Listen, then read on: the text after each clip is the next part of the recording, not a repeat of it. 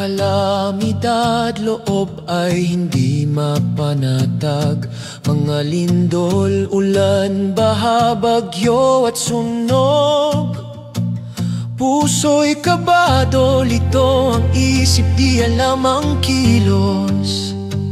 Nakatingala sa langit, nagsusumamo ng awa. Habang karamihan ay nahihirapan at balisa, ang iba naman ay nang-aasar at tumatawa. Labis na kabastusan ang kanilang ipinapakita. Pamumulitik ay inuuna kaysa tumulong sa kapwa.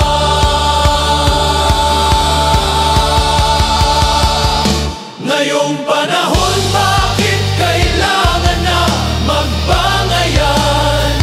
Kung tayo'y iisang lahi, isang diwa at dugo lang naman. Pwede bang isang tabi muna ang mga sari-saring kulay?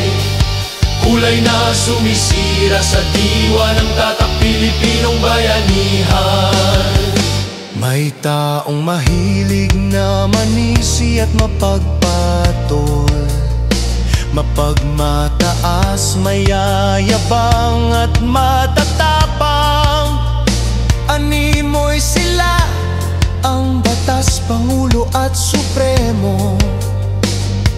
Hindi naman sila makatulong sa kapwa-tao. Ngayong panahon, bakit kailangan na magbangayan? Kung tayo'y isang lahi, isang diwa at dugo lang naman. Pwede bang isang tabi muna ang mga sari-saring kulay? Kulay na sumisira sa diwa ng tatak Pilipinong bayanihan. Ngayong panahon, bakit kailangan na magbangayan? Kung tayo'y iisang lahi, isang diwa at dugo lang naman. Pwede bang isang tabi muna ang mga sari-saring kulay? Kulay na sumisira sa diwa ng tatak Pilipinong bayanihan. Ngayong panahon,